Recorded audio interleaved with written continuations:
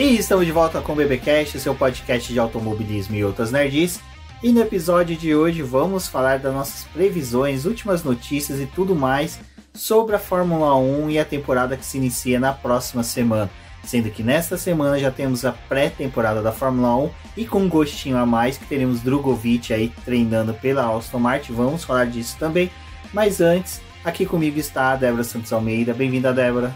Olá, amigos, sejam bem-vindos a mais um episódio do BBcast. E hoje a gente vai conversar aí um pouquinho sobre essa nova temporada que vai começar, né? Muita expectativa, muita coisa para poder acontecer. O lançamento dos carros foi bem interessante e agora vem aí uma nova temporada. Exatamente, lembrando que esse é o primeiro BBcast de 2023, primeiro pós-temporada aí de 2022.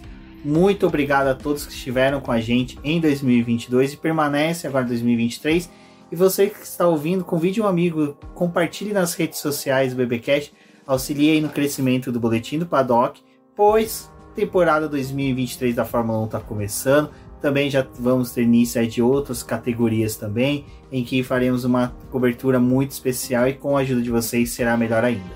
Não deixe de conferir lá o nosso programa de financiamento coletivo e contínuo lá pelo Apoia-se. É muito importante para que a gente continue fazendo as nossas publicações, tanto no site como no podcast. Também a gente vai retornar às nossas lives para poder conversar com vocês, ter essa proximidade, né, que é sempre muito legal. Então, nas semanas de GPs a gente volta aí para poder conversar sobre a corrida, dar algumas notícias e também tá aí com vocês. Mas, antes de tudo, pedir desculpa aí para todo mundo que ficou sem podcast nesses últimos meses. É que foi bem corrido aqui pra gente, a gente tinha algumas coisas para poder resolver, afinal foi um ano muito intenso, né? Depois da pandemia, a gente tinha muita coisa, tanto da casa quanto da vida pessoal para poder resolver. Então ficamos aí um tempinho sem lives e sem o podcast, mas agora estamos voltando com tudo. Exatamente, lembrando que para a gente se dedicar melhor a todo o empreendimento que é o Boletim do Paddock, a gente precisa abrir mão de muitas coisas pessoais, mas só que a gente decidiu pegar esse período aí entre a corrida de Abu Dhabi, a final ali da temporada e agora a reabertura da temporada, para poder organizar tudo, para durante o ano a gente poder ter foco total no Boletim do Paddock. Então, agradeço a todos aí que compreenderam e que estão com a gente. E quem mandou mensagem também, né, pedindo pra gente poder gravar. Teve bastante gente que em janeiro já tava falando, quando vocês vão voltar? Mas, gente, desculpa mesmo, que não tinha condição de voltar e fazer um trabalho... Meia boca. Enquanto que a gente tava cheio de problemas, realmente, que foi muita coisa que a gente foi deixando, adiando e não tinha como mais. Então esse início aí de ano foi para poder resolver muita coisa nossa, como o Rubens disse, né, para esse resto de ano a gente ficar um pouco mais tranquilo, conseguir dar andamento nas coisas do BP e também conseguir participar de outros projetos e que assim, né, o BP não é a única coisa que a gente faz.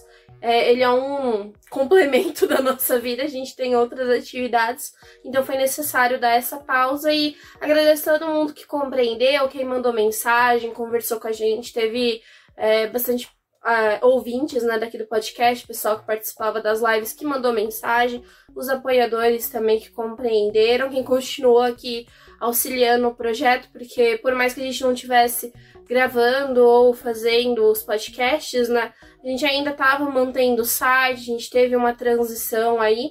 Então continuem aqui com a gente, quem puder apoiar o nosso trabalho vai ajudar bastante, porque como a gente disse, o BP ainda não é o nosso trabalho principal, mas seria muito legal se ele fosse.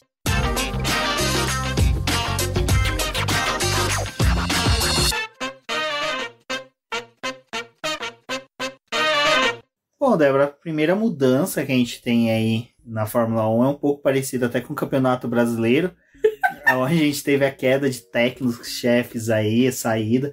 Mattia Binotto, né, depois de várias pichações ali em Maranello, né. Várias biscoitagens do Hamilton, né. Cada biscoitagem do Lewis Hamilton era uma queda de um chefe de equipe, mudança. Mas o pessoal ali gastou muita tinta, chamando a Ferrari de equipe Team Care, né, a paz acabou. A gente foi um ano complicado, né, pro fã, torcedor da Ferrari, assim, muita terapia, né, acho que a equipe deveria ter custeado umas terapias pros fãs, porque não foi nada agradável. Vale lembrar não, o que é interessante que quando o Mattia Binotto saiu e começou a ter as primeiras declarações do Frederic Vasseur, que saiu da Sauber Alfa Romeo para a Ferrari... Era cada dia você tentando me amarrar com uma camisa de força diferente. Exato, mas o que era interessante é que ele dá uma declaração, o pessoal resgatava uma declaração do mesmo momento da Ferrari, comparava declarações do Binotto com o do Vasseur. O Vasseur já tá sendo aquele cara mais... Vamos pôr, mais Abel Ferreira, né? É o cara que tá querendo mais ir pra cima. Não, a gente vai atrás do título, a gente vai brigar pra ficar na ponta. Enquanto que o Binotto era mais, não, vamos ter calma. Estamos brigando para ter melhores resultados. Não falava nem vitórias. Para termos um carro sempre... Terminar com os 2 carros nas corridas. Era sempre assim, um pouco mais apaziguado, mais fraco, né, as declarações do Binotto, enquanto que o Vasseur não, o Vasseur é o cara que chegou com energia nova, apesar dele ter aquela cara de tio que chega bêbado no almoço dia de domingo, né, então ele já tava com esse engajamento em que o pessoal já fez uma comparação e que gostou, né, pro fã da Ferrari, que provavelmente normalmente fã da Ferrari é um pouco de descendência italiana, é o cara que tem um pouco mais de sangue nas veias, sangue quente, que quer, o cara mais aguerrido, mais briguento. O Vasseur parece que caiu com uma luva, né, nessas necessidades da Ferrari. Então, o Vasseur, ele foi escalado, né, ele deixou de ser CEO da Sauber e chefe de equipe da Alfa Romeo para poder ir para a Ferrari. E no primeiro momento, assim, a escolha eu não gostei muito, porque foi uma das coisas que eu expliquei já no podcast, também em lives quando a gente fez, e nos últimos textos que saiu no VP referente a isso, é que eu acho que a Alfa Romeo e a Ferrari, elas têm problemas muito parecidos. E a gestão, eu acho que conta muito, né? Sir, ele lidou ali com problemas de estratégia ruim na própria Alfa Romeo. Quantas vezes a gente chegou a falar da época ali em que tava o Giovinazzi e o Raikkonen com vários erros, e também agora com o Bottas e o Zhou, eles tiveram alguns problemas, então acho que compartilham de alguns erros. A gente também tinha feito um podcast em que a gente falou, né, que às vezes parecia que a Alfa Romeo tava acomodada de estar ali no final do pelotão, meio do pelotão, porque, pô, você ganha um bom dinheirinho ali, você consegue brigar por uma ou outra coisa e tá tranquilo. A Ferrari, não é que ela tá tranquila de estar em um segundo e um terceiro lugar, por exemplo. É uma equipe que tem muito potencial para ser campeã. Porém, eu acho que são times que acabam compartilhando de alguns problemas. E aí veio, né, essa mudança, porque já estava insustentável mesmo o Mattia permanecer, não tinha aquela coisa, né? Depois que o cara é chefe de equipe, tá numa posição muito grande, ele não vai querer ser só engenheiro, mas ainda acho que foi uma perda grande pra Ferrari, de certa forma, porque é um cara que, assim, tipo, na coordenação de engenharia, eu acho que ele é muito bom, e já estão falando da possibilidade dele ir para alguma outra equipe, ou até mesmo ir trabalhar no EC, o que seria muito legal. Porém, tem essas questões, né? E aí vem o Frederic Vasseur, que veio e tava todo mundo achando que ele já ia chutar a porta, né? Ia chegar mandando todo mundo embora. Mas só te cortando rapidinho, uma coisa que foi interessante da nomeação do Frederic Vasseur, que uns dias antes a gente ficou debatendo quem poderia assumir. Toda hora que a gente falava do Frederic Vasseur, a gente, não, por favor, não, por favor, não. Porque... Eu me lembro de estar comendo pastel com a Rafaela na primeira semana de janeiro e me lamentando sobre essa possível contratação aí. Exatamente. Lá na barraca da Tori, né? Exatamente. Então, um beijo, Gui, Tori, saudades. Mas só para entrar um pouquinho sobre isso, nosso medo, né, Débora, é que Frederic Vasseur vinha da Alfa Romeo, que tinha os mesmos problemas crônicos da Alfa Romeo. Agora retorne para você e não me olhe brava por ter te cortado. Não, é que é realmente isso, né? E a gente olha para o que tá acontecendo. Então o Vasseur chega ali na Ferrari, todo mundo já tá esperando. Não, ele vai mandar embora o Rueda, né? Porque é o maior problema aí da questão de estratégia. E o Vasseur apostou em uma outra coisa, né? Ah, não, vamos analisar o time, ver quais são as pessoas, quais são os problemas que a Ferrari estava tendo. Não acho que seja necessário a gente mandar o pessoal ir embora. Geralmente o grande problema é o problema da produção ali, né? Da linha de produção, digamos assim, que agora me faltou a palavra. é do processo, né? Do que tá acontecendo ali, não são só das pessoas. Então ele resolveu que não ia demitir ninguém nesse primeiro momento. E aí fica aquela coisa, né? Tipo, cara, os processos na Alfa Romeo também estavam errados. Tinham problemas ali, mas decidiu por esse lado. Outra coisa que também chamou a atenção foi o fato dele não designar quem vai ser o primeiro ou o segundo piloto da equipe, que é algo que o Binotto vivia fazendo. Ele não determinou que o Leclerc, por mais que ele fosse mais rápido, por mais que ele tenha um vínculo muito grande com a Ferrari, o Binotto tentou não fazer distinção entre ele e o Carlos Sainz. E o Visser vai pelo mesmo lá. E é aquela coisa, né? O Visser, ele... Só que uma das coisas que eu gostei, que ele resgatou, assim, você entende que o maior, o bem maior ali, pelo que a Ferrari tá lutando, é pela Ferrari, né? Não é pelos pilotos. Eles não conseguem, tipo, olhar para esses pilotos como a cara da Ferrari, digamos assim. O time vai ser sempre muito maior do que os pilotos. Então, o importante é que os dois façam um bom trabalho. E o bom trabalho que eles esperam que eles façam é, tipo, meio que Verstappen e o Pérez, tipo, consigam o máximo de pontos.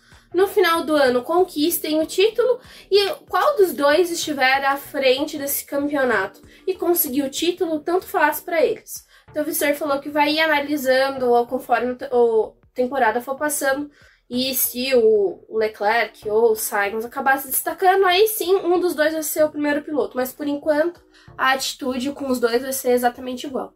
É uma jogada interessante, até mesmo porque a Red Bull, a gente sabe que ali se espera mais do Verstappen do que do Pérez, né? Então o Pérez é aquele cara que, se ele obter um pódio, foi o excelente trabalho dele, mas se ele chegar em quarto, quinto lugar, é a realidade do que o Pérez pode entregar. A gente já falava disso quando ele assumiu a vaga na Red Bull, que todo e qualquer brilhantismo do Red Bull, do Pérez seria esses resultados que não tem muito o que entregar. Eu lembro que o pessoal se iludia bastante, até ele mesmo se iludiu, falando que podia competir pelo título, né? Mas faz parte da jogada. Agora, a Red Bull tem um piloto que é excepcional, enquanto que o outro não. Em comparação com a Ferrari tem o Leclerc, que sim é um piloto excepcional, mas que tem sérios problemas, a gente sabe, assim, de... Como posso dizer? Pulso firme, não é tão firme, ele não é contínuo, seguro, né? E já o Carlos Sainz é aquele piloto muito inteligente, conhece bem automobilismo, é o cara que trabalha muito bem com o carro, mas não tem tanta velocidade como o Leclerc. Porém, frente a frente com o Pérez, eu acredito que o Sainz seja muito melhor. Então, essa atitude do Visser já de dar a possibilidade do Carlos Sainz disputar o título é aquela coisa também de não querer que o cara se acomode e não entregue resultados. Então, já isso já favorece bastante, né, para a equipe. E na Alfa Romeo ele tinha uma posição diferente, né, com relação aos pilotos. Sempre foi muito bem determinado quem era o primeiro e o segundo piloto.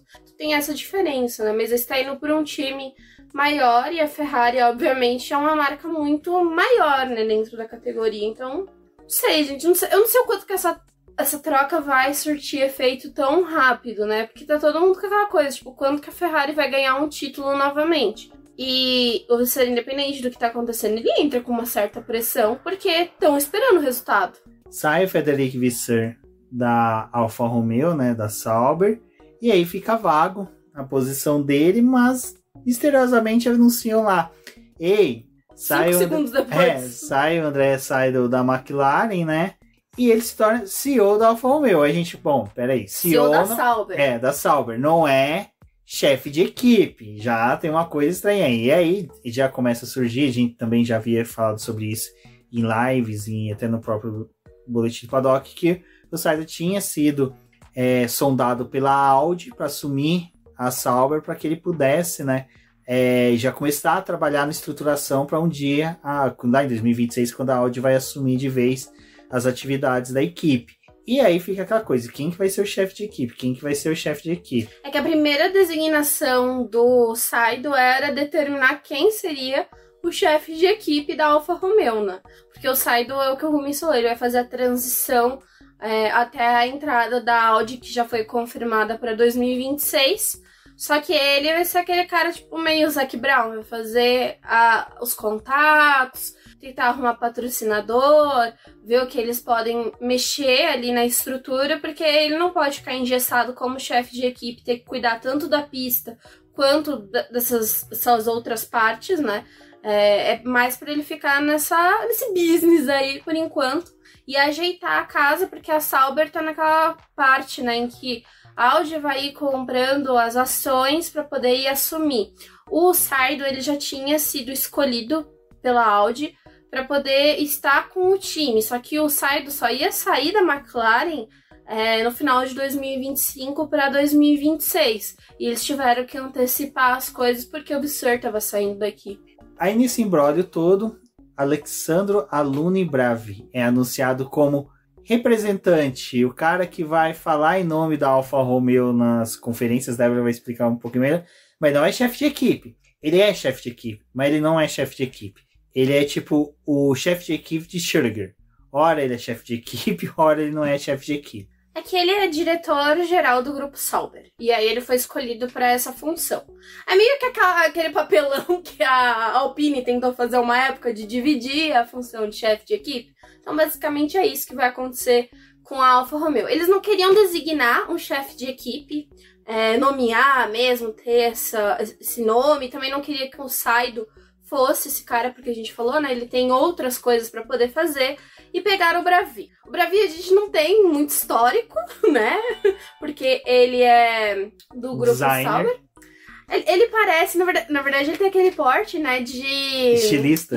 E ele foi anunciado na semana que tava tendo em Nova York, né, semana Week lá, de desfile de Nova York, e semana de modas de Nova York. Então, quando ele foi anunciado, eu tava pensando justamente que eu tava lendo alguma coisa referente a isso. De moda, né? Não, que talvez a Alfa Romeo tivesse fechado alguma parceria. Tipo a AlphaTauri?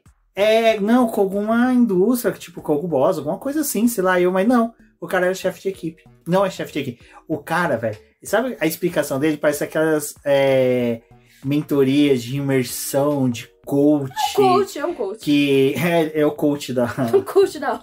Mas o que o Bravi vai fazer, né? Ele... Vai ficar bravo. Vai. Ele vai estar ali, tipo, vai ter conferência, ele vai representar a equipe, ele vai dizer o que tá acontecendo com a equipe, pelo que a Alfa Romeo tá passando, não sei o que. E também vai estar ali com o time, tipo, um pit wall, nos boxes, ele vai acompanhar. Porém... Não é chefe de equipe. Não é chefe de equipe. Porém, ele tem o auxílio, né, dos outros membros, que é o do diretor técnico da equipe, tipo, diretor de aerodinâmica, essas coisas pra ele... Porque não é a função dele, ele não sabe fazer isso. Só tacaram ele lá, né? Então vamos ver. É porque tudo isso, assim, é um momento muito delicado pra Alfa Romeo, né? Acho que se ela pudesse ficar esses 3 próximos anos fora do grid, talvez ela ficaria, né? Um período sabático aí. Porque no final do ano a Alfa Romeo deixa de ser a Alfa Romeo. Não vai tá mais estampando os carros com esse patrocínio só até o final desse ano e acabou. E depois eles têm mais 2 anos como Sauber até a chegada da Audi, porque ainda não vai ser Audi. Então é uma coisa muito delicada que eles estão vivendo.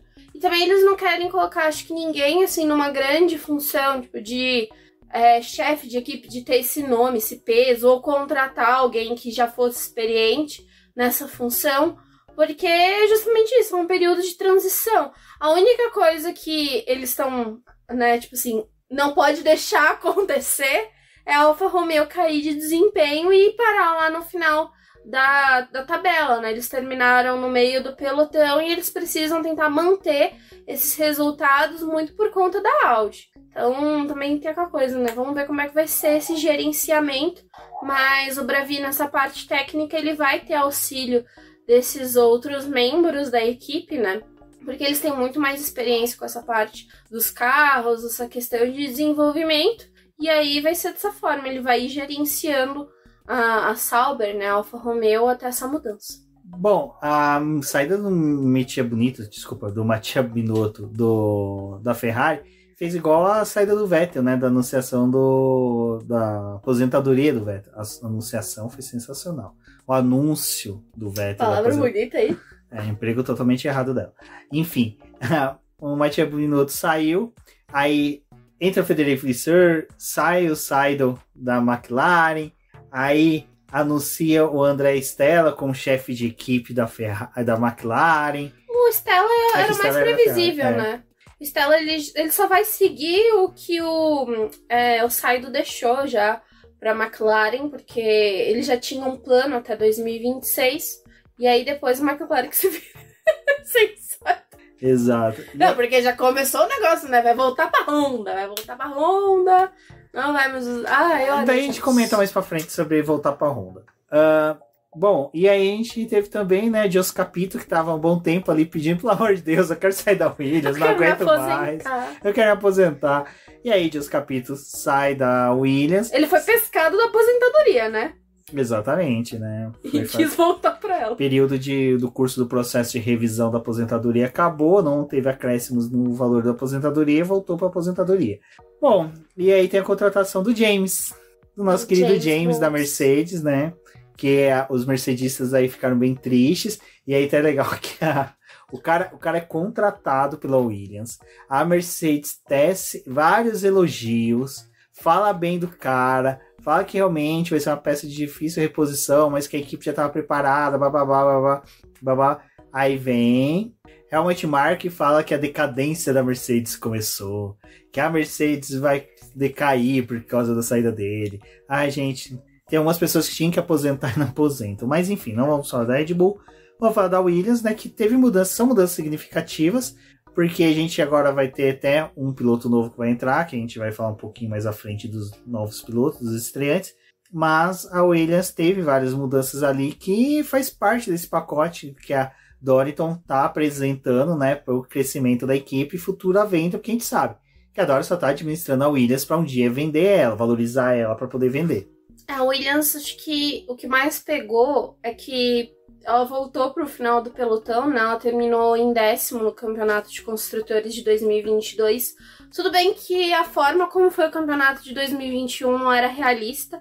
A Haas desistiu dessa temporada e a Alfa Romeo também foi um tanto prejudicada, né, pelos resultados que teve ali em decorrência da própria pontuação que foi aplicado pela Fórmula 1 nas corridas, pela regra que estava ali e da forma como foi. Então a Alfa Romeo também abriu mão daquela temporada, não tinha muito o que fazer, desistiram de atualização de motor, tudo isso. Então, o 8º lugar da Williams em 2021 não era tão realista assim. O que eles estavam esperando era que em 2022, com a mudança do regulamento, o time conseguisse ser um pouco mais competitivo, que não foi. O carro se mostrou também com vários problemas. O Latifi também, não entregava. O Albon foi o que melhor tentou fazer alguma coisa ali para poder capitalizar alguns pontos ao longo da temporada. Ainda teve aquele, o grande momento que foi o De Vries pontuando, mas também aquele desastre, né? Porque o piloto que é o principal mesmo não tava fazendo nada. Então, a Williams tá nessa fase de transição desde que a família Williams deixou o time. A Dorilton acabou administrando a equipe, chamaram o Capito para poder fazer essa parte de transição entre a família Williams e a Dorilton e fazer toda a questão do dinheiro, distribuir o dinheiro ali da melhor forma. Saiu, porque era realmente só um período de transição, só arrumar a casa, então foram 2 anos e ele deixou a equipe. E essa saída dele também representou a saída do diretor técnico da Williams, que era o FX Dimension, não sei falar direito o sobrenome dele. Enfim, o diretor técnico também saiu, porque Capito e ele eram unha e carne, né? Já tinham trabalhado muito tempo juntos, saíram juntos e foi isso. Então veio o Wolffs, que vai fazer essa próxima parte da fase de transição, né? Então a Williams apareceu aí na pista com mais patrocinadores, tentando melhorar um pouco do desempenho do carro. Então, as imagens que tem ali é que eles deram uma repaginada no carro mesmo. O novo equipamento é uma evolução do carro de 2022, assim como todos os outros times, mas eles viram que eles tinham errado em bastante coisa. Então, tentando melhorar e ver se conseguem capitalizar mais alguns pontos, né? Fora isso, tem o Logan Sargent, que é o novo piloto da equipe, porque não deu, né? Não deu mais para o canadense ali ficar, não tem como. Então já eliminaram um canadense. O próximo canadense que foi eliminado também a gente fala daqui a pouco. Mas enfim, gente. Queda dos canadenses. A queda dos canadenses de bicicleta. Vem de bicicleta. Então, vamos ver aí o que acontece com a Williams, mas é aquela coisa, não tenho muita esperança por enquanto, né? Porque a temporada do ano passado foi um fiasco. A temporada não foi tão ruim assim, porque assim... Mas boa também não. A gente tinha um distanciamento muito grande entre o Albon e o Latifi, mas assim, também, cara, por mais Eles que fosse o Milton. Né? Tadinho do Milton, digo Latifi. A diferença entre os dois não teria sido tão grande. Eu acho que, assim, não era uma diferença que a gente poderia ter pontuado que seria igual, tipo, Lando e o Ricciardo, sabe? Se caso fosse um piloto diferente na posição do que era o Ricciardo.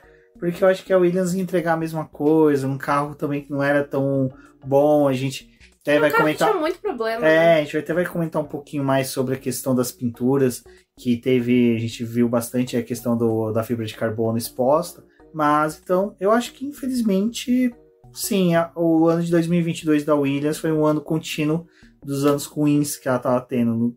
Então, não teria muita mudança se fosse só se fosse, tipo assim, sei lá, um Verstappen, um Hamilton da vida ali, pilotando esse carro da Williams. Bom, e para este ano, né, nós temos 3 rookies. 2,5, né? Porque o De Vries, coitado. Coitado não, né? Até interessante, porque lá em Monza ele treinou pela Aston Martin, treinou pela Mercedes e correu pela Williams, né? Ele treinou pela Aston Martin.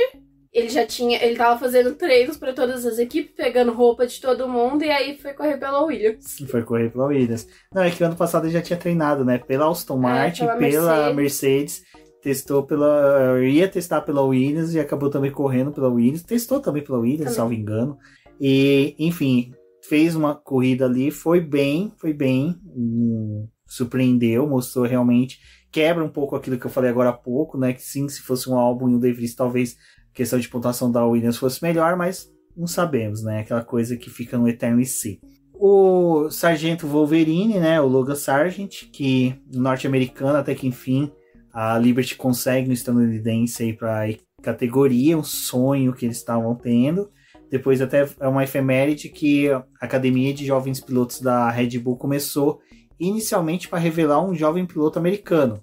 Vai estar na descrição desse podcast o vídeo do Projeto Motorinho, que eles contam essa história muito bem. Então é bem interessante ver que o projeto, quer dizer, a Academia de Pilotos, dos Jovens Pilotos da Red Bull iniciou inicialmente para revelar um piloto norte-americano. Torcer só pro meu chefe não ver esse podcast para não ser criticado de novo.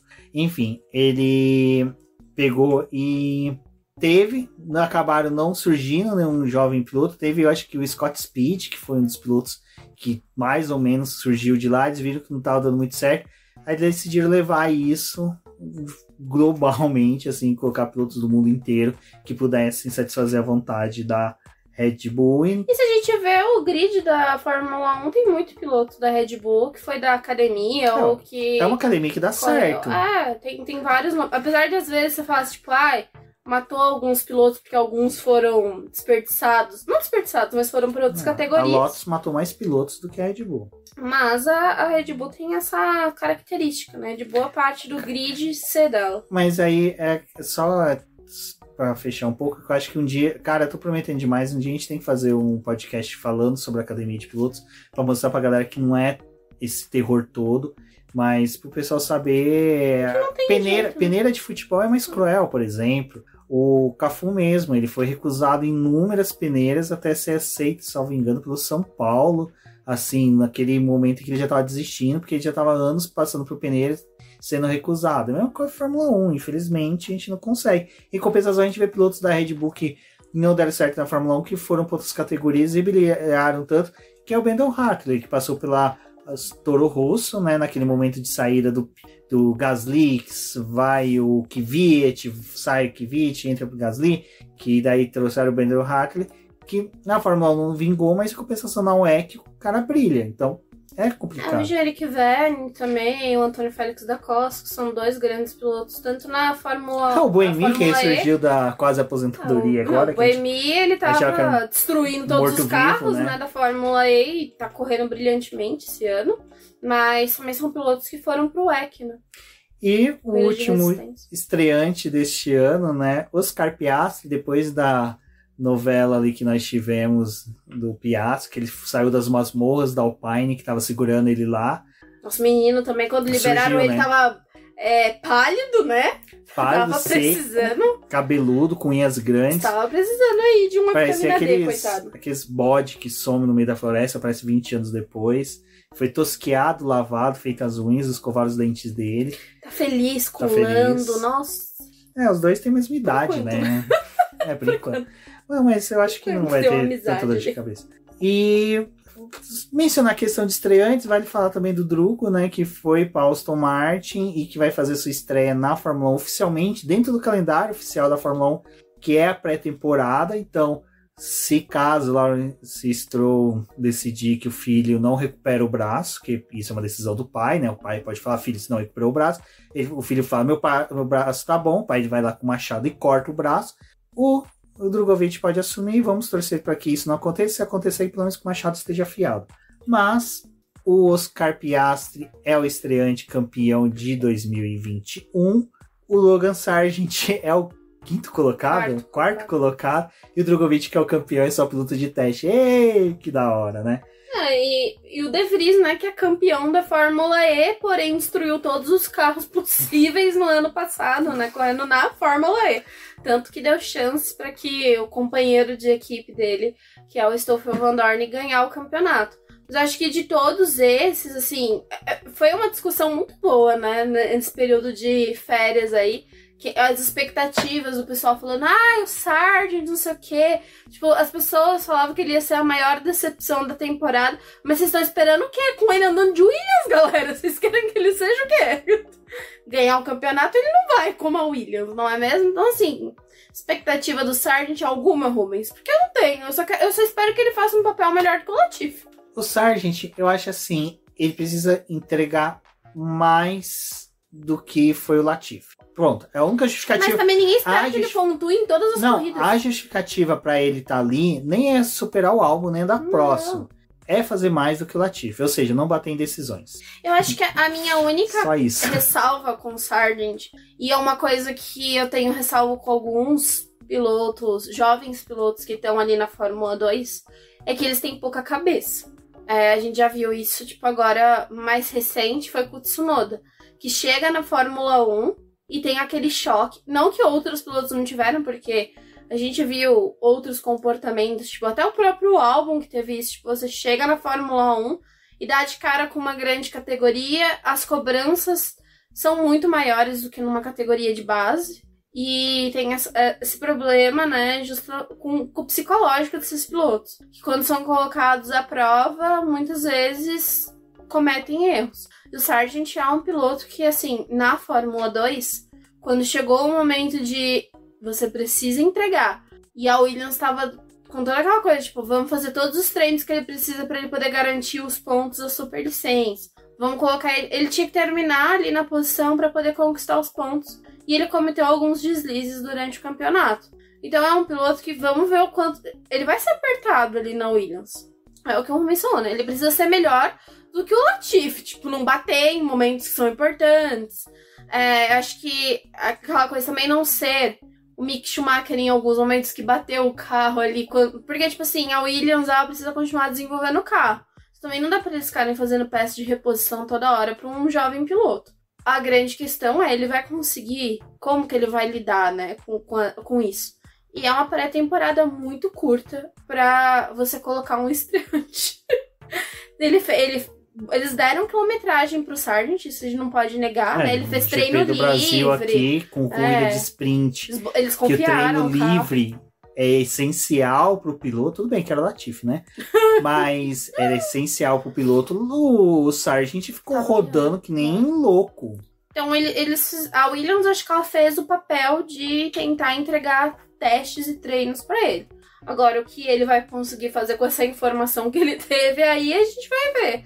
Mas assim, não tenho nenhuma expectativa com ele. A gente só tem uma tarefa, terminar a corrida. Mas tem que ter. A única tarefa que o Sargent tem, terminar as corridas. Ele não precisa pontuar, precisa só terminar as corridas. É lógico, a gente não pode querer, sabe, exigir muito, mas também não pode exigir pouco. Ele tá numa das equipes mais tradicionais e vitoriosas da Fórmula 1. Então é uma obrigação até moral dele entregar bons resultados. Não os melhores, mas os bons. Aquilo que ele tem obrigação de fazer. Porque como eu ressaltei um pouquinho antes, ele foi 4º colocado no campeonato, enquanto que o campeão não tá. Enquanto que o campeão de 2020, que é o Mick Schumacher, não tá. Então assim, tem pilotos melhores que estão fora do grid que poderiam estar ali. É lógico, a gente foi...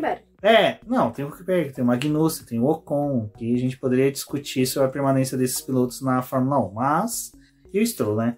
Mas é complicado. Bom, vamos lá.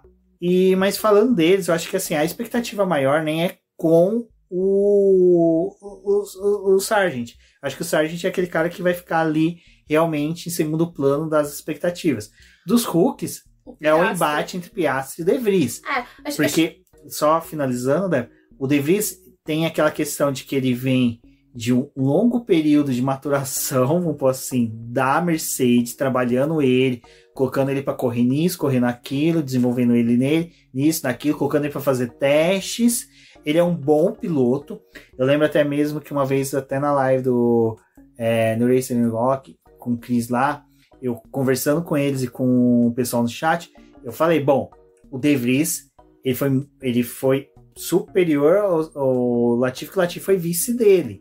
E aí o pessoal, mas não é muito parâmetro. É parâmetro, sabe? Você pegar o piloto que foi campeão da Fórmula 2 e ver o vice dele, é parâmetro. Porque foi uma temporada em que os pilotos não eram tão bons, mas o De Vries se sobressaiu muito sobre os demais pilotos. E o De Vries é um excelente piloto, ele foi campeão no ano de estreia dele na Fórmula E, certo? Então, não no ano de estreia exatamente, foi no ano de estreia de uma temporada completa. Porque antes ele tinha feito, eu acho que só algumas corridas, salvo engano. Só uma correção, ele correu sim uma temporada completa ali de 2020, porque ele foi campeão em 2019. Então, assim, ele é um piloto que tem uma bagagem muito boa, não é tão jovem assim, salvo engano, é 28 anos, comparado com os demais. Ele é da mesma turma ali, da mesma galera do Leclerc, do Lando Norris. Então, assim, é um piloto que a gente pode começar também a exigir um pouco mais. A Netflix vai tratar como estrantes, não? Não, o pior é a Netflix tratar ainda o Ocon e o Gasly como estreantes, né? Vamos, pelo amor de Deus, o Ocon correu na saudosa Marúcia. Mas enfim. Então eu acho que assim, a questão do foco mesmo é ver como o Piastri e o De Vries vão sair, né? Acho que o De Vries é importante dizer que assim, que ele é mais velho que o Tsunoda, mas o Tsunoda é o piloto mais experiente. Em que mundo estamos? Em que mundo estamos? E o De Vries, ele saiu da Fórmula E com os pilotos querendo caçar ele, se fosse possível, porque ele foi campeão, né? E aí, no ano seguinte, que foi o ano de 2022, ele batia, ele dava vários problemas, ele cometia uns erros absurdos, que foi o que deu margem para que o Van Dorn conquistasse o título, né? Tanto que o De Vries não teve como ele defender o título, porque ele não se permitiu fazer isso. E aí, depois que a temporada já tinha andado, né, coube a ele tentar ajudar o Van Dorn de alguma forma, que não teve muita ajuda, né? Ele bateu nos outros pilotos pra não ganhar. Pra ninguém chegar perto do Van Dorn. E foram várias críticas, né, de pilotos experientes da Fórmula E, falando tipo, que ele praticamente virado o açougueiro da categoria. E olha que pra você conseguir o título de açougueiro aí, tem alguém que é bem o Buemi no grid é complicado. O Buemi é aquele cara, né, que tipo, fez várias coisas na Fórmula E. Vitória, pódio, não sei o que. E ano passado também ele e o De Vries andaram de mãos dadas batendo em todo mundo, né? Tanto que fiquei assim, vai se aposentar a Buemi? Não, ficou. Porém, vamos ver aí o que o De Vries faz, né? Acho que, assim, deixou uma ótima impressão que tava todo mundo esperando que ele ia quebrar 19 carros do grid, né? Naquela estreia dele. Não foi isso que ele fez. Foi contido, conseguiu os pontos ali. Mas ele precisa fazer isso durante todo um campeonato. Não sabemos se isso vai acontecer. Porém, foi aquele piloto que a AlphaTauri fez questão de ter ele, né? Tanto tava aquela coisa, né? Tipo, vocês tiraram um piloto da Mercedes, a Red Bull, com toda a sua academia, tirou um piloto da Mercedes pra poder ter, né, ali um cara que eles confiam. Só abriram mão do Gasly porque estavam pegando o De Vries. Então a confiança ali no De Vries é grande. Vamos ser sinceros, né? Ia ficar muito chato se eles puxassem o álbum pra AlphaTauri de novo. Ia ficar muito... Porque o certo, se a gente parar pra pensar friamente, era a manutenção correta. O álbum ir pra AlphaTauri, né? Mas assim... Não. Ia ficar chato pra caramba, né? Bom, e aí temos, né, como a gente brincou agora há pouco, o menino Piastri sendo liberto das masmorras da Alpine, que vai assumir o lugar do Ricciardo, que até é interessante que a gente vê, né, muitas pessoas falando, nossa, né, ele vai destruir o Lando Norris. Pra McLaren tá ótimo, porque se ele superar o Lando Norris, tipo, ele fizer mais pontos que o Lando Norris, ele vai fazer logo mais pontos do que o Ricciardo vinha fazendo. Então, pra McLaren vai ser sensacional. Vai ajudar e muito. Então, assim, o embate vai ser interessante. Eu acho que o Piastri ele deve ser um piloto que ele vai entregar o que ele precisa entregar. Ele não vai ser aquele cara que vai respeitar o Lando Norris como sendo o cara mais experiente da equipe. Também não vai ser aquele cara que vai ficar, sabe, cutucando, provocando o Lando Norris, porque o Lando Norris faz parte da prataria da casa e a McLaren não quer perder ele tão cedo. Aquele videozinho deles no kart foi bem legal, né? Do Lando correndo com o Piastri já supera no Norris, diga-se de passagem. O Piastri ali brincando ali também, né? Eu acho que, assim, a McLaren tem muito a ganhar com esses dois pilotos. Porque se o Piastri conseguir se adaptar ao carro, todo problemático que a McLaren sempre constrói, e seguir o que o Lando faz, né? Tipo, ó, cada ano a McLaren entrega uma coisa aqui e a gente precisa se virar com isso daqui. Piastri só não pode seguir o Lando como na Rússia em 2021. Não Exatamente. Seja um cara teimoso. Mas eu acho que tem essa questão, né? O Piastri, ele tem que fazer mais do que o Ricciardo fez. Então, se adaptar mais rápido a esse equipamento. E também capitalizar mais pontos. Porque a Alpine, que é a equipe que terminou em 4º lugar no ano passado, tá com o Gasly. Então, eles têm 2 pilotos ali, a Alpine, que são 2 pilotos bons, assim, né? Tipo, o Ocon pontou, ninguém vê a corrida dele, mas ele consegue os pontos. O Gasly é um piloto experiente e eles estão com o time 100% francês. A Alpine já disse que ela quer garantir o 4º lugar do campeonato de construtores, porque foi o que ela conseguiu ano passado, ela não quer regredir. E a McLaren, ela quer voltar a brigar pelas primeiras posições. Eu não me recordo, mas acho que eles não chegaram a falar sobre questão de vitórias esse ano, mas a McLaren, acho que ela quer estar mais presente nos pódios ao longo da temporada. E isso vai caber ao Norris e ao Piastri conseguirem. Então, o mais importante para a McLaren esse ano é conseguir o máximo de pontos que for possível e tentar beliscar resultados melhores. Eu acho que com essa dupla é capaz que isso aconteça. Você também tem que ver o quanto que esse carro da McLaren vai ser eficiente, porque também não depende só dos pilotos. Eu acho que o grande desafio, talvez, para o Piastri é que a Alpine fez questão de não dar quilometragem para ele, né? Então ele ficou intocado ali com o simulador e não teve muita oportunidade. E é um piloto que vem de um ano parado, né? Ele não fez nada. Nada. E vai pegar o carro da McLaren em 3 dias de teste, né? Então, para ele, acho que é o mais crítico, porque ele precisa ter um estalo ali rápido. O início do campeonato vai ter diferença, né? Não vai ser as 3 etapas seguidas, vai ter falhas entre elas. Então, talvez usar essas semanas entre etapas para poder analisar dado, para poder entender o que está acontecendo. Então, é um início de temporada pro Piastri que é até bom, assim, não tem 3 corridas na sequência. Vai ter as suas brechas ali e ele vai analisando os dados. Se ele conseguir responder rápido, vai ser ótimo. Mas eu acho que, aquela coisa, se o Piastri conseguir destruir o Norris, como tem muita gente falando, ia ser não bom pelo sentido de, tipo, cara, o Norris, acho que ele não vai, se o Piastri conseguir passar ele, não vai ser o Norris que vai ser, tipo, o Ricciardo, que não vai entregar mais pontos. Eu acho que eles vão estar motivados para tentar ter um equilíbrio ali. Talvez seja uma das equipes mais equilibradas, assim, em questão de pilotos, né? Conseguindo pontos, bons resultados. Não acredito também que sei lá, o Piastri vai destruir, e o Piastri também não tem obrigação nenhuma nesse primeiro ano de, tipo, ser o campeão, como ele fez nas categorias de básico, e provavelmente a McLaren nem vai ter equipamento para ser a campeã da temporada. É, aquela coisa, né? Se não tivéssemos Red Bull, Mercedes, Ferrari, a McLaren poderia disputar o título. Mas como nós temos Ferrari, Mercedes e Red Bull, dificilmente. Mas as expectativas são boas aí para os 3 estreantes, porque, como eu falei, o Latifi saiu, não deixou um lugar assim que obrigasse o sucessor dele a executar tão bem, porque uma equipe que aceitou o Latifi por tanto tempo não tem muito que se exigir do próximo. Piastri e De Vries, realmente, se eles fizeram o que fizeram na base, que vinham entregando também, não a destruição em massa que o De Vries estava fazendo na Fórmula E no último ano, acho que as expectativas para os fãs das duas equipes são muito boas.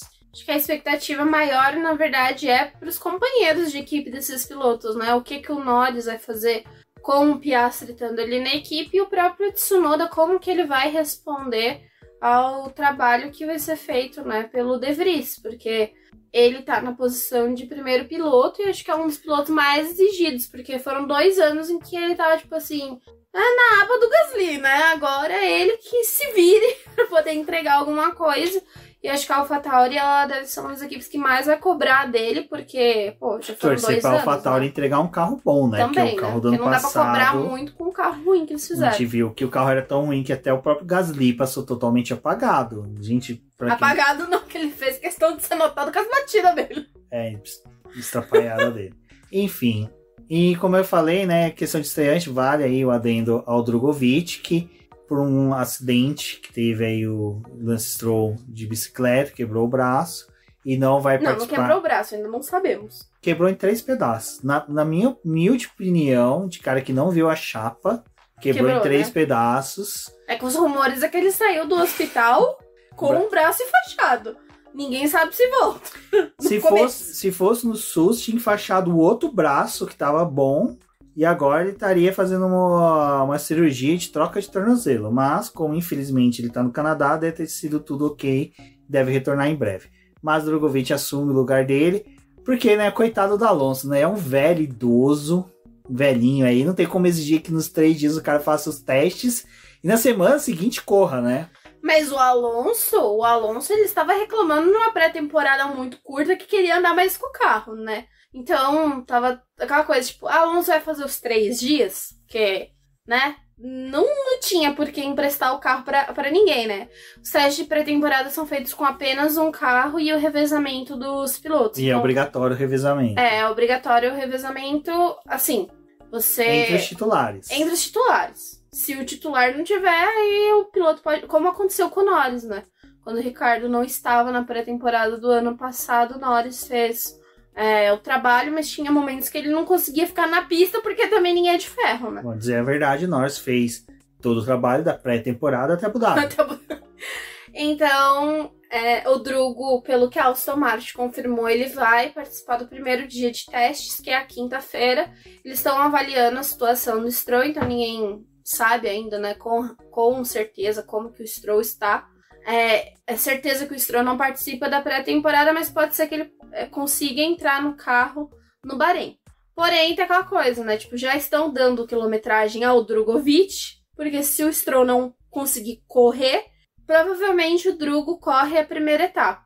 O provavelmente é porque em toda essa equação aí também tem o Van Dorn. O Van Dorn não vai poder auxiliar o Aston Martin esse final de semana porque ele tem etapa da Fórmula E, tem os compromissos dele com a Penske, né, com a DS Penske. Então não tem como ele estar ali com o time. E a situação do Drugo também vai ser analisada conforme os dias forem passando, porque a pré-temporada o Alonso poderia fazer sim a sexta e o sábado sozinho, mas se o Drugo por acaso for entrar no carro para competir a primeira etapa, então ele teria também que ter um pouco mais de tempo com o carro. Então são 3 dias de pré-temporada, mais a sexta-feira completa de treinos lá no Bahrein, que vai ser dos treinos livres, né? E depois o primeiro treino livre do sábado, mais a classificação. Então, tem esse período aí também que dá para poder se usar de teste. se o Drugo realmente for correr. Mas em toda essa equação tem o Van Dorn, então é aquela coisa, né? Se quiserem botar o Van Dorn aí em algum momento, podem colocar. Bom, o lance do lance, mas essa questão do Stroll poder entrar no carro, ele pode desde a época da Williams, né? Agora pilotar, entregar resultados, né? Já é outros 500. Mas vamos ver aí, torcida, né? Pro Drugo poder entregar bons resultados, né? Conseguir treinar, o carro não quebrar, tem fatores aí que pode atrapalhar o final de semana dele. Não, e a pré-temporada também, né? Porque com 3 dias só de treino, o Drugo vai assumir o carro pela manhã, na quinta-feira, ou com a parte da tarde. Mas teste pré-temporada é aquele momento que você pode ter problemas, né? É o melhor momento pra ter problemas. É o melhor momento pra ter problema, mas quando é uma equipe em que não é o titular que vai correr, vai ser um outro piloto, acho que é bom não ter nenhum problema, né? Pra você poder testar mesmo esse piloto. Então ninguém sabe como vai ser o Bahrein aí, mas acho que tá se tornando a tradição você não ter um dos pilotos, né? Exatamente. É uma equipe da alguma coisa, não tem. E agora até pra prosseguir pro final do podcast, o que a gente pode falar pra vocês da nova temporada é que a gente não tem muito o que falar, porque a gente tem que aguardar até mesmo os testes e realmente aquilo que a gente sempre fala, né? Até a segunda etapa fica difícil da gente afirmar como estão as forças da Fórmula 1. Lembra o ano passado? Ferrari parecia que ia conseguir o título. Domado. Vitórias, Red Bull abandonando, Max Verstappen sem pontuar. Então, a confiabilidade era do outro lado. Exato, e essa é a nossa expectativa maior, é a questão da confiabilidade, como as equipes vão trabalhar isso. A gente teve agora na pré-temporada, quer dizer, agora na apresentação, dos carros, o W14, carros da Mercedes, que quebrou. Então, assim, como eu falei, é o melhor momento para quebrar. Eu lembro que alguns mercedistas estavam, justo agora. Cara, o melhor momento é justamente nesses testes, é quebrar agora, para você já ter a solução pro Bahrein. O shakedown, só para poder explicar quem não acompanha muito aqui, o shakedown ele é controlado, né? Então você só tem 100 km em cada um dos dias de filmagem para utilizar. E é tudo controlado, você não pode usar ele para teste, você só pode usar ele para poder realmente ver os componentes do carro, como eles estão funcionando, e para filmagem, porque é o primeiro momento que eles fazem a captação das imagens desses carros e dos pilotos que estão ali para aquela temporada. E a Mercedes ela teve problema em um desses dias do shakedown com os componentes do carro. E é algo muito normal de acontecer, na verdade é meio que para justamente isso acontecer, porque você vê qual que é o componente, o que tá dando problema, e você tenta resolver para a pré-temporada. A pré-temporada esse ano é muito delicada, porque são só 3 dias. Então é o que o Rubens falou, não tem muita expectativa do que vai acontecer, porque a gente nem viu ainda o desempenho dos carros. O shakedown tendo ou não problema, ninguém tem como dizer. Nessas primeiras imagens que tem dos carros ali em pista, é tudo muito controlado pelas equipes também, por mais que eles vão com algumas novas peças, design, essas coisas. Na pré-temporada que eles vão testar peça que já foi fabricado, vão mudar ali coisas de motor, tipo, vão andar com mais combustível, menos combustível, é só ali que vai acontecer. Esse ano tem uma chance maior da pré-temporada, tipo, os carros revelarem mais coisas, né, terem mais do seu design à mostra, porque são só 3 dias. E depois vem já a primeira corrida, é pouco tempo de análise que eles têm, eles praticamente vão ficar no Bahrein, né? É muito difícil de você ter uma resposta. Então, é um início de ano um pouco mais nebuloso nesse sentido, mas que deve expor mais dos carros. Então a gente deve ter uma noção um pouco maior de como vai estar funcionando os carros. Mas o início da temporada da Fórmula 1 tem pistas muito diversas. Então tem pista que é de baixa, pista de alta. Então também isso vai mostrar o quanto que esses carros estão equilibrados para o restante do campeonato. Então só dá para você saber alguma coisa, provavelmente, depois da segunda, terceira corrida do ano, como o Rubens disse.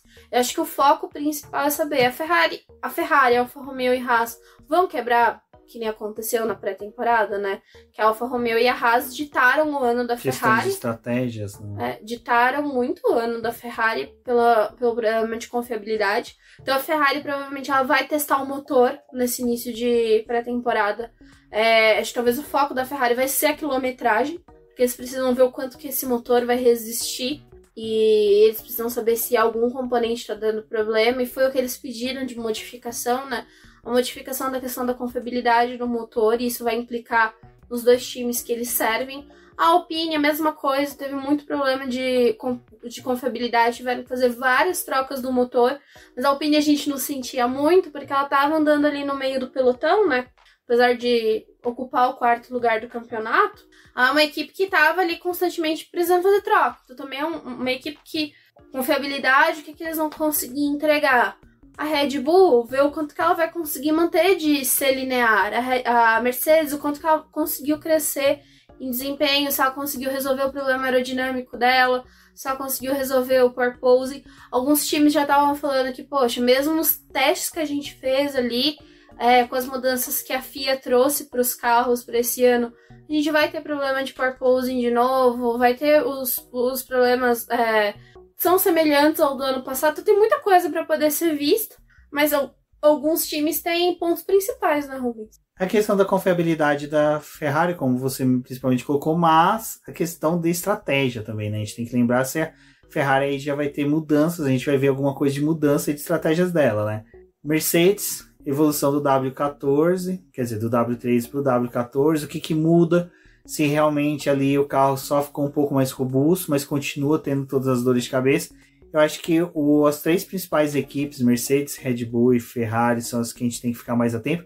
Depois para trás vai ser legal o embate realmente da Alpine com a McLaren e saber como é que vai ser, né, essa sinergia entre Gasly e Ocon, né? Quanto tempo vai durar a amizade deles, né? Até qual curva do GP do Bahrein. Exatamente. E Débora, uma coisa que a gente viu esse ano, que no ano passado já foi marcante, porque a gente teve o lançamento dos carros ali em janeiro, quer dizer, em fevereiro e março, que a gente viu os carros com cobertura total de pinturas, né? E de repente, uma alegoria. Eram bonitos, né? Coloridos e tal. E esse ano não, esse ano a gente foi vendo, durante o ano de 2022, os carros foram diminuindo áreas cobertas e aumentando a parte com exposição da fibra de carbono. Só um adendo, não é a fibra de carbono, ela está exposta 100%, tá, gente? Porque fibra de carbono, quando ela fica exposta ao tempo, ela vai se decompondo, ela vai estragando. Então ela tem só uma película fina de verniz, mas é bem fininha. Dito isso, os carros foram diminuindo essa pintura e esse ano foi aquela coisa dantesca, né? McLaren com o carro ali praticamente na fibra de carbono, pouca pintura. Williams seguindo o mesmo caminho, a Alpine, a própria Mercedes. Alfa Romeo tirou a parte branca, né? Que era da Orlin e da Alfa Romeo, mas eles tiraram e veio com aquela parte ali onde era branco no carro, ficou preto. Então a gente não vai estar falando da questão das pinturas, mas essa questão de que realmente aparenta que as equipes, para os déficits que os carros tinham no ano passado, eles acharam soluções, mas essas soluções exigiu que eles fizessem mudanças de estrutura, onde que exige mais fibra de carbono. E tem aquela coisa, né, que a gente falava ano passado, que também é uma jogada interessante. Eu lembro que até uma vez deu uma discussão no grupo de apoiadores do BP, que a gente falava, não, as equipes não estão tendo problema com o excesso de peso, mas muitas estão reduzindo a pintura para melhor distribuir aonde que vai o lastros, né, do carro, porque você sabendo distribuir melhor a posição do lastro, onde vai mais peso ou menos peso, você distribui melhor o peso sobre os eixos e assim você tem uma dinâmica diferente. Isso é um balanceamento melhor do carro. Exato, e para cada etapa, para cada corrida, é um balanceamento diferente. Spa-Francorchamps, por exemplo, não vai ser o mesmo que é de Monza. Porque tem a questão também do downforce, de pista que cobra mais, pista que cobra menos. A Mercedes, por exemplo, é um carro que veio todo preto esse ano. Em 2020, 2021 era por uma causa social, porque eles estavam querendo lutar pela diversidade, então optaram pelo carro preto.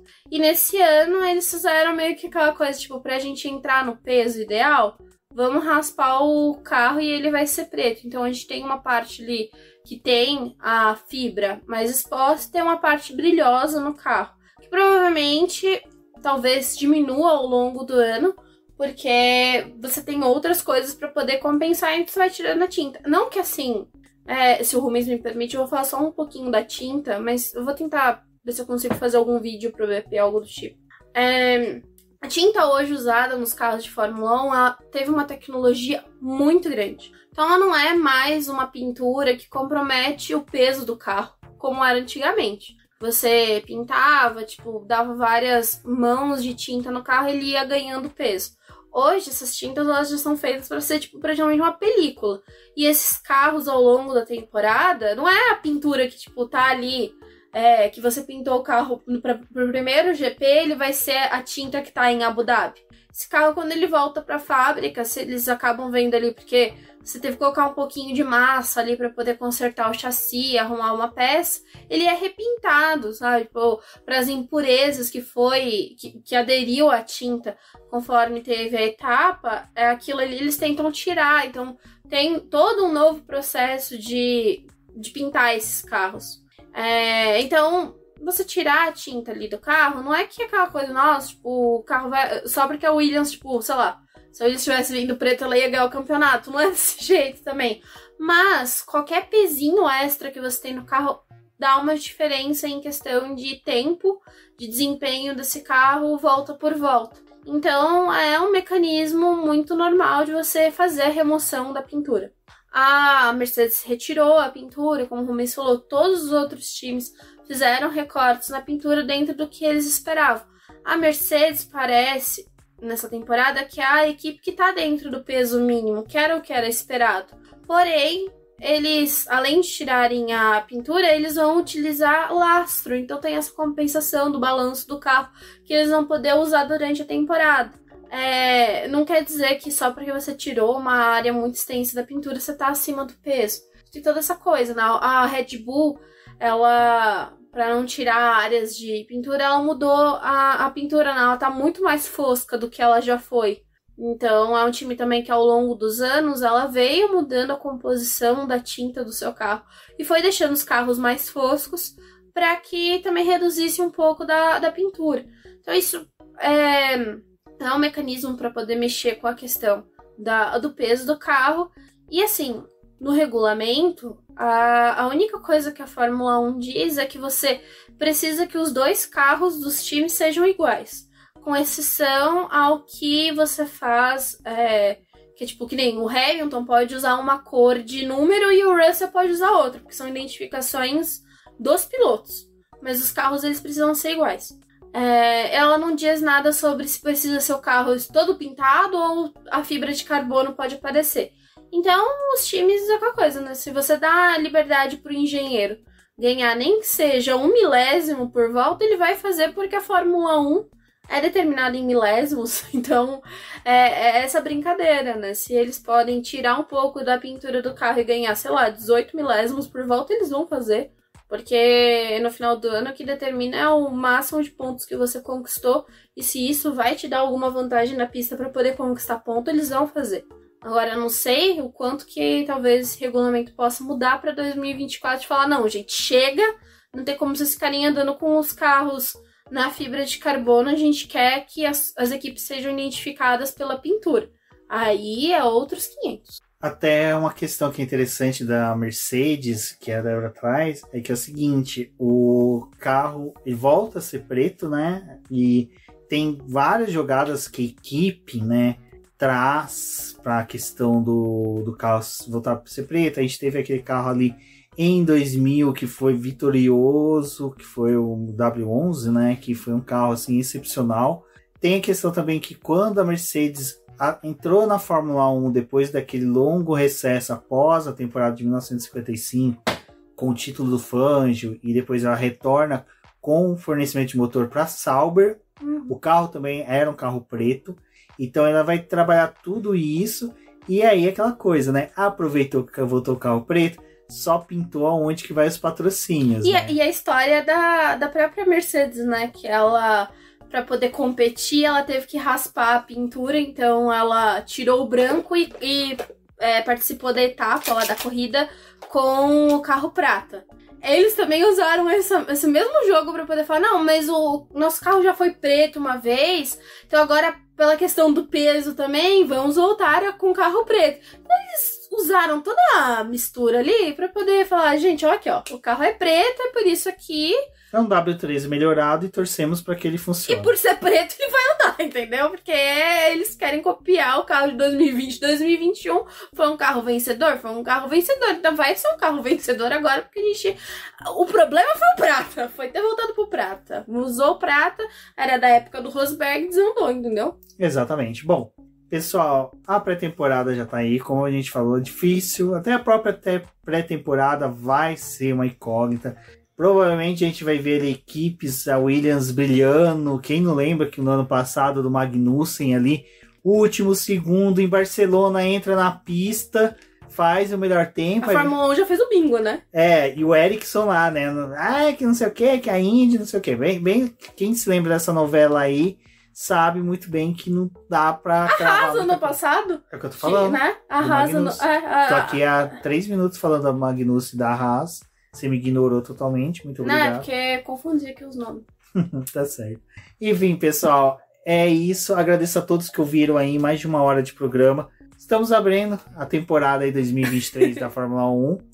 Muito obrigado a todos que ouviram até aqui. Compartilhem, digam o que vocês acharam, falem com a gente. O que vocês querem ouvir, o que vocês querem ver no BBcast. Semana que vem já vai ter live pré-temporada. Drive to Survive. Drive to Survive também, vamos fazer podcast. Já vamos assistir na estreia para poder entregar um programa, se possível, já na segunda-feira. Mas tem a pré-temporada. Vem 2 episódios? Quem sabe? Quem sabe? Vamos lá, pessoal. Um forte abraço e até a próxima. Até!